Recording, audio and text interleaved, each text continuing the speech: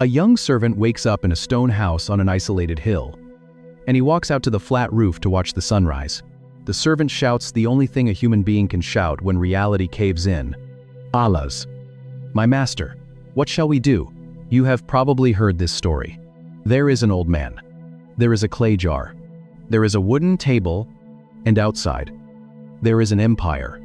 The prophet's peace is not delusion. It is mathematics. The boy counts the bronze shields. Elisha counts the unseen shields. The boy hears the grinding of the Syrian wheels. Elisha feels the ambient heat of the heavenly cavalry. The boy prepares to die. Elisha prepares to watch. Elisha is not ignoring the physical reality of the siege. He knows the Syrian army is lethal. He knows their spears are sharp, but he also knows what he saw at the Jordan River. He knows that the mountain they are sitting on is currently occupied by a force so overwhelmingly massive that the Syrian army looks like an insect crawling across a lion's paw. The fire is already there. The garrison is already holding the line. And so Elisha does not pray for a rescue. He does not beg God to send the chariots of fire to Dothan, because the chariots are already parked on the ridges, their wheels turning silently in the morning light. Elisha prays for something far more profound. He does not ask God to change the battlefield. He asks God to change the boy. Elisha prays a single, terrifying request, a word that operates like a violent tear in the fabric of human perception. And when God answers, the boy's mind is shattered by the light. Look at Elisha's prayer in 2 Kings chapter 6, verse 17. He speaks a single, simple sentence. O Lord, please open his eyes that he may see. You might have heard it framed as a lesson on courage, or a reminder that God protects his people. The English translation feels polite. It feels safe. It sounds like a mother gently waking a sleeping child. But the Hebrew text carries a violently different weight. The word Elisha uses for open is the Hebrew verb pakak. Pakak is not a gentle word. It is not the word you use to open a wooden door. It is not the word you use to unroll a leather scroll. It is not the word for opening a jar of oil. It is a strictly anatomical word. It is used almost exclusively in the ancient texts for the physical opening of eyes and ears. It appears 20 times in the Old Testament, and every single time, it signifies a sudden, radical shift in human perception. It is the exact word used in Genesis chapter 3. Adam and Eve eat the fruit, and their eyes are pakak, violently open to the shame of their own nakedness. It is the exact word the prophet Isaiah uses. He declares that the eyes of the blind will be pakak, torn open to the blinding light of the Messiah. Pakak is not a gradual waking up. It is the sudden removal of a cataract. It is a neurological shock. It is the tearing away of a veil. When Elisha prays for his trembling servant, he is not asking God to show the boy a spiritual vision. A vision is a projection. Most people assume this is a narrative about divine rescue. They assume the boy cries out in terror. Elisha prays a desperate prayer. And God, a vision is a dream. A vision happens entirely inside the mind. Elisha asks for a physical unblinding. He asks God to strip away the neurological filter that keeps humanity from seeing the blazing, radioactive reality of the spiritual world. We think of the physical world as heavy. We feel the weight of bronze armor. We hear the grinding of iron wheels. We touch the cold surface of stone walls. And because we can touch them, we assume they are the ultimate reality. We think of the spiritual world as vapor. We picture ghosts. We imagine fog. We assume the spirit realm is just a faint shadow of the material realm. But pakak reverses the hierarchy entirely. The spiritual world is not a shadow. It is the blindingly solid reality. The physical world is the fragile, temporary construct. God answers the prophet's prayer. The filter is instantly removed. The boy's pupils dilate. The pale morning sunlight falling on the clay roof is suddenly drowned out by a terrifying, overwhelming radiance. The text says, the mountain is full. It is covered in horses. It is covered in chariots of fire. They are standing directly between Elisha and the Syrian army. The mountain is full, meaning there is no empty rock left. Hearing the panic from his throne, dispatches a celestial cavalry to save the day. They read it like a cosmic emergency call. There is only fire, a wall of divine artillery. The boy finally sees the math. The boy finally sees the true ratio of the battlefield. The Syrian army is entirely outnumbered. But the detail that makes this scene truly unforgettable is what happens next. The Syrian forces draw their swords. The enemy begins to march up the hill. You expect a collision. You expect a brutal bloodbath. You expect the heavenly fire to completely consume the earthly iron. But the divine cavalry does something that defies every rule of war. The Syrian soldiers begin their final ascent up the steep incline of the hill. You can hear the heavy leather of their sandals crunching against the loose gravel, the rhythmic clatter of bronze shields locking into position, the collective shouting of infantrymen preparing to breach the stone walls. The servant stands perfectly still on the clay roof, his eyes wide open to the terrifying spiritual reality, watching this iron machine roll forward, waiting for the burning cavalry to incinerate the invaders. He expects the sky to tear open. He expects the fiery horses to charge down the ridge, trampling the Syrian spearmen into the dust, leaving nothing but scorched earth and melted weapons in their wake. But the fire does not move. The blazing chariots simply hold their position on the perimeter of the mountain. The enemy surrounds the city. The heroes are trapped. And so God must scramble the reinforcements and drop them onto the mountain to even the odds. The heavenly army stands in complete, terrifying silence while the human army screams and marches forward. And then Elisha speaks again. He does not ask the commander of the armies to unleash the fire. He prays a second, highly specific prayer, asking God to strike the encroaching military force with blindness. And in a fraction of a second, the entire Syrian war machine grinds to a chaotic, pathetic halt.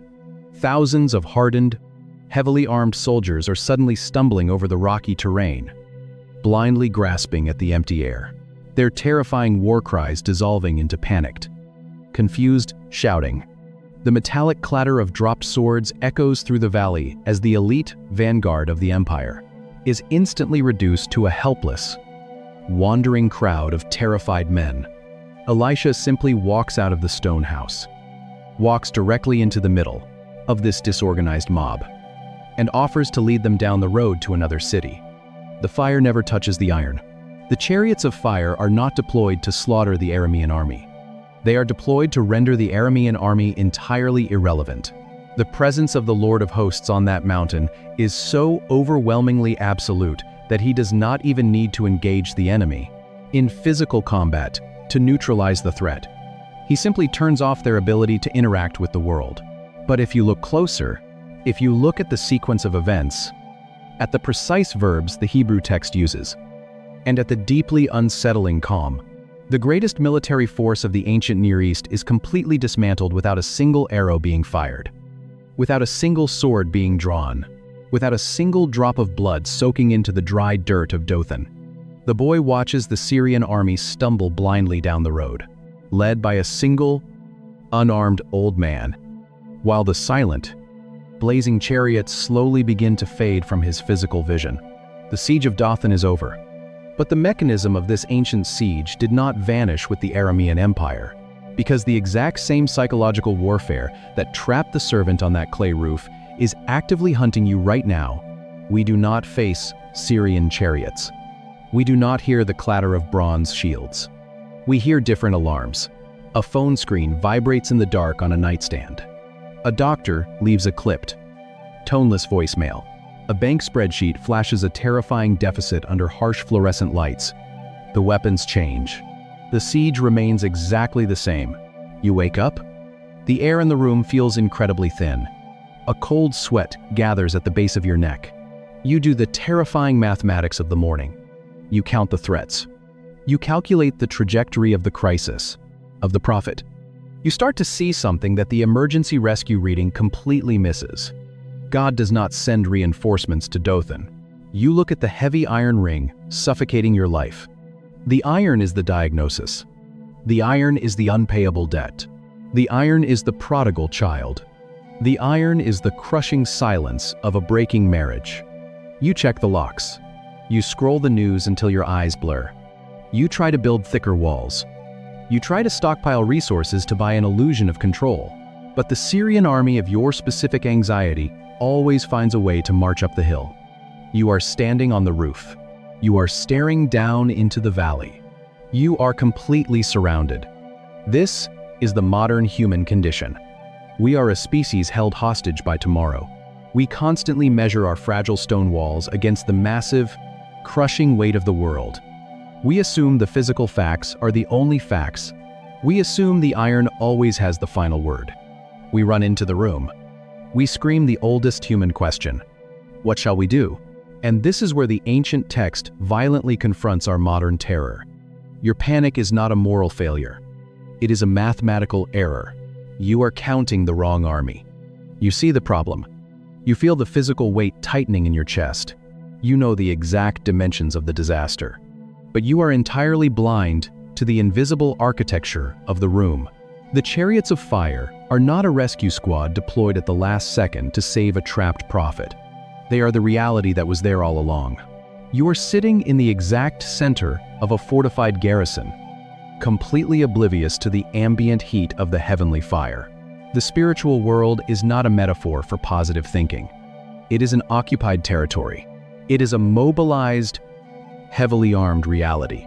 The Lord of Hosts does not deal in abstract comforts. He commands a standing force. The chariots of God do not need to make noise to be absolute.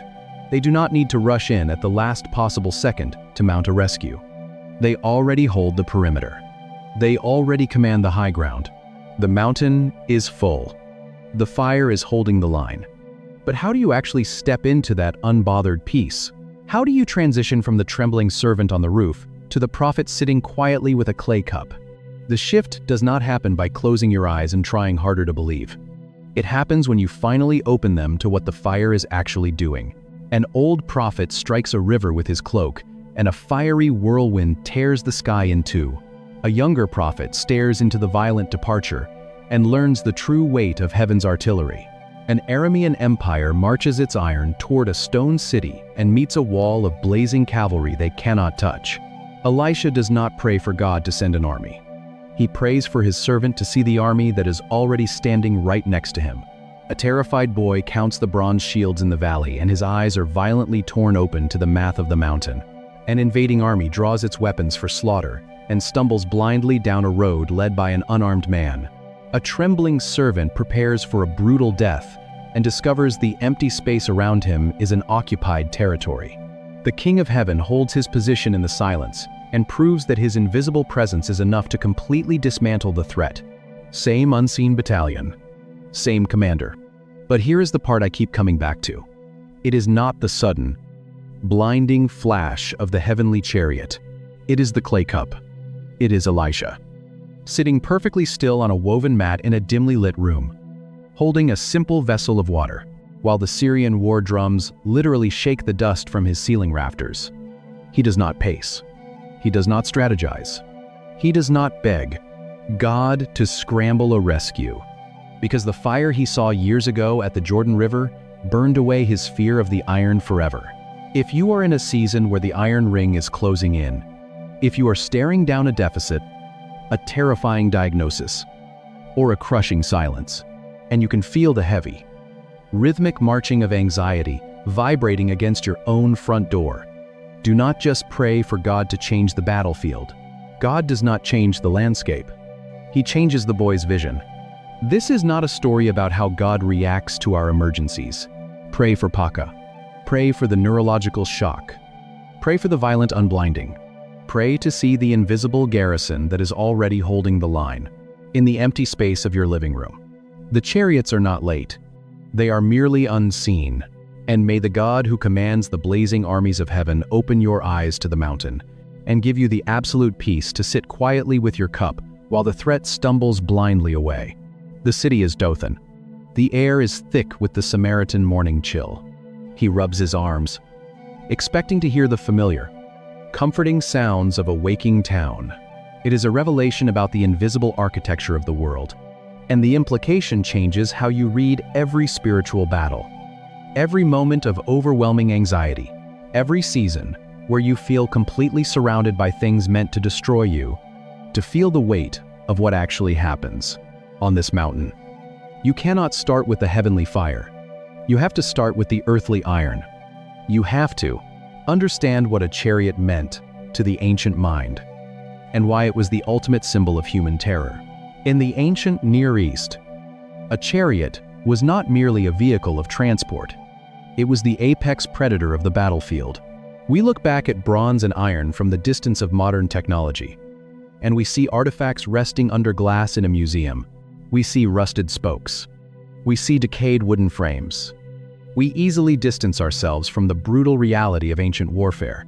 But to an ancient Israelite mind, the chariot represented an insurmountable technological terror. It was the main battle tank of antiquity. Picture a rolling platform of slaughter, pulled by 2 or 3 massive warhorses bred specifically for aggression, designed to shatter human bones beneath heavy, iron-rimmed wheels. The psychological warfare began long before the actual collision. You could feel a chariot division in your teeth before you ever saw the dust cloud on the horizon. The grinding of basalt millstones, the bleating of goats, the crackling of early cooking fires. Instead, he hears the unmistakable, terrifying rhythm of war. The ground itself vibrated, the air filled with the deafening shriek of grinding wooden axles, the snap of leather whips, and the collective roar of hundreds of soldiers trained to break infantry lines. Empires were built and broken on the back of this single invention. The Egyptians mastered it. The Assyrians perfected it. The Syrians. The Aramean forces who now surround the hill of Dothan possessed a military machine designed specifically to project inescapable power. When you possessed chariots, you controlled the fertile plains. When you controlled the plains, you owned the known world. Israel, for the vast majority of her history, was a nation of infantrymen. They were hill dwellers, shepherds and farmers holding spears and slings.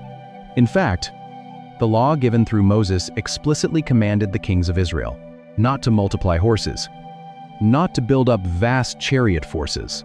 God essentially demanded that his people remain technologically inferior to the empires surrounding them.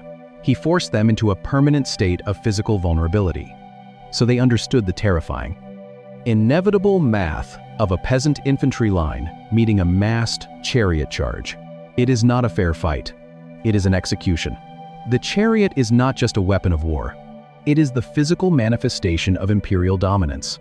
It is the guarantee that no matter how hard you pray, the empire has the final word. It is a low, vibrational hum in the valley, the clink of bronze harnesses, the snorting of war horses.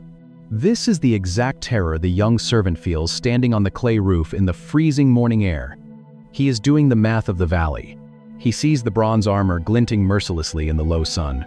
He smells the dust kicking up from thousands of restless hooves. He knows exactly what happens when that iron ring closes around his fragile stone city. He is staring at undeniable, material reality.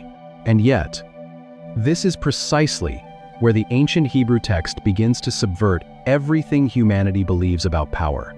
Because long before the siege of Dothan, the God of Israel had already established his relationship with the chariot. It happens generations earlier, near a river, with the man who mentored Elisha. The narrative forces us to leave this surrounded hill, to rewind the timeline, and to stand on the banks of the Jordan.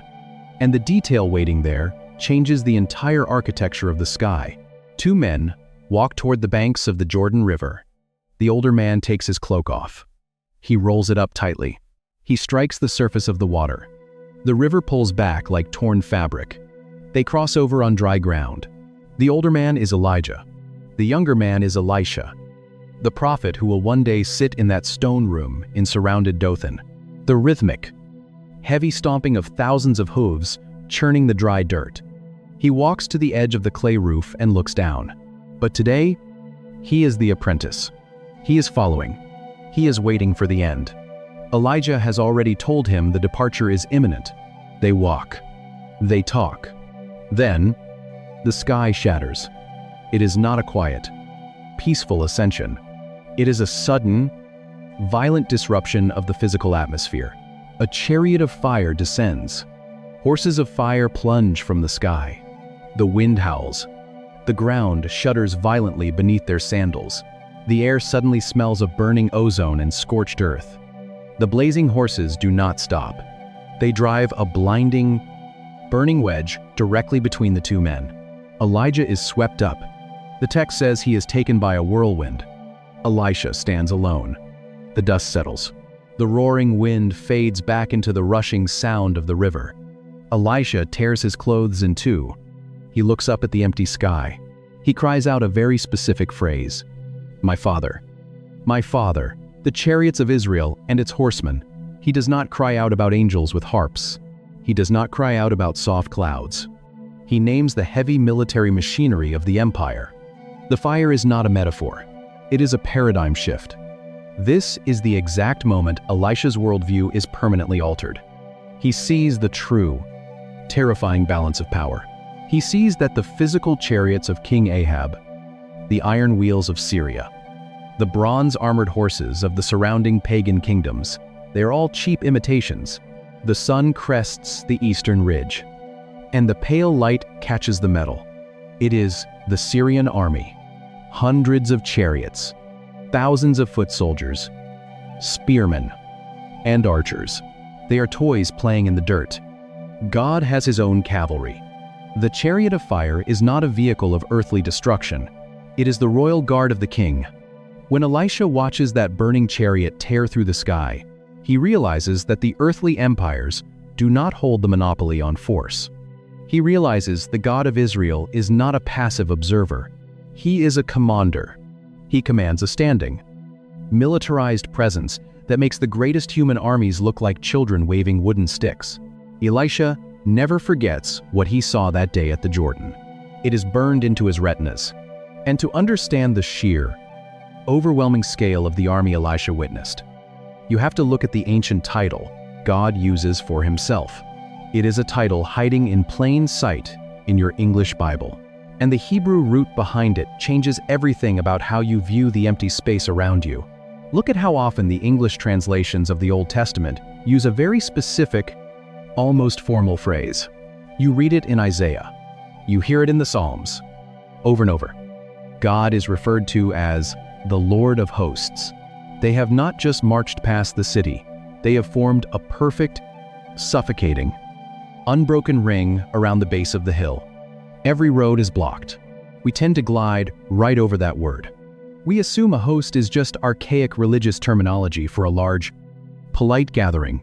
We picture a heavenly choir, robed figures standing on white clouds, holding golden harps and singing hymns in quiet harmony.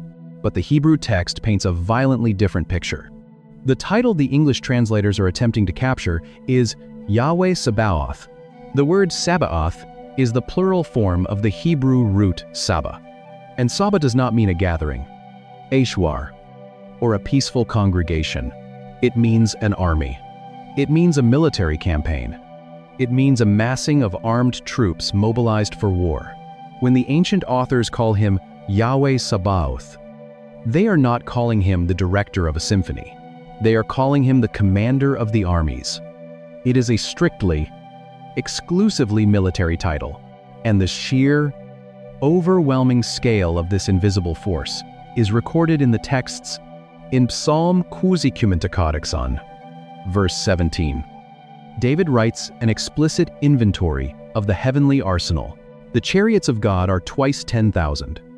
Thousands upon thousands, the Lord is among them. If the realization that the God of the Bible commands a vast, heavily militarized, unseen reality is dismantling the passive, quiet theology you grew up with, every gate is watched. There is no way out. The clay roof beneath his bare feet suddenly feels like the floor of a tomb. He runs. You are exactly who this channel is for. Drop a comment below and hit subscribe, because every week we peel back the English translations to uncover the breathtaking reality beneath the text.